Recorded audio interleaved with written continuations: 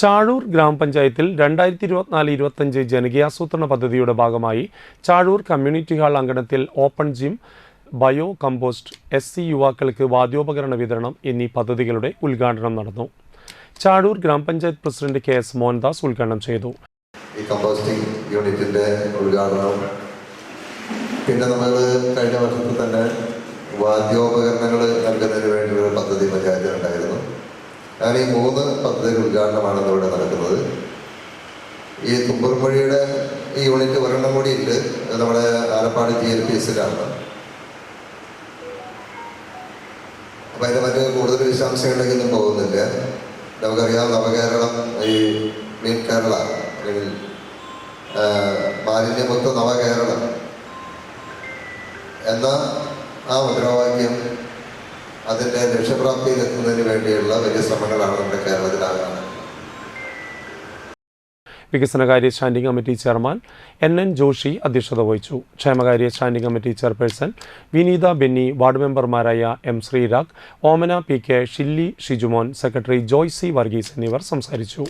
Open ജിമ്മിന് 3,50,000 രൂപയും Thumboormuzhi bio കമ്പോസ്റ്റിന് 3,50,000 രൂപയും യുവാക്കൾക്കുള്ള വാദ്യോപകരണത്തിന് 90,000 രൂപയുമാണ് 2024-25 ജനകീയാസൂത്രണ പദ്ധതിയുടെ ഭാഗമായി വകയിരുത്തിയിരിക്കുന്നത്.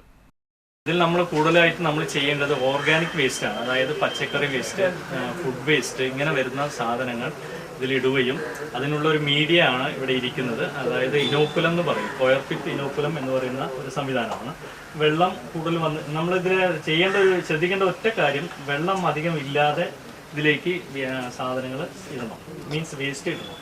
അതിനുശേഷം നമ്മൾ ഈ ഇനോക്കുലം അതിലേക്ക് ഇടുന്നു. അപ്പോൾ നമ്മളിതിങ്ങനെ കണ്ടിന്യൂസ് ആയിട്ട് ഇടുന്നു, ഇനോക്കുലം ഇടുന്നു. ആദ്യം ചെയ്യേണ്ടത് നിലത്ത് നമ്മളിത് വിരിക്കണം. ആദ്യം ഇനോക്കുലം ഇടണം. അതിനുശേഷം നമ്മൾ വേസ്റ്റ് ഇതിലിടുന്നു. അതിനും പുറത്ത് നമ്മളിത് മൂടുന്ന രീതിയിൽ ഇനോക്കുലം കയറി കൊടുക്കുക. ഈ പ്രോസസ്സാണ് കണ്ടിന്യൂസ് ആയിട്ട് ചെയ്യേണ്ടത്. ഒരു 30-35 ദിവസം ആകുമ്പോഴേക്കും ഇത് ഏകദേശം 4-1 ചുരുങ്ങും, കമ്പോസ്റ്റ് ആയി എന്നുള്ളതാണ്. നമ്മൾക്ക് ഇടുന്ന സമയത്ത് നമ്മൾ ഈ ഓരോ റീപ്പേഴ്സ് അഴിച്ചു വെക്കുക. നേരെ കൊണ്ട് ഇങ്ങനെ കൊട്ടരുത്.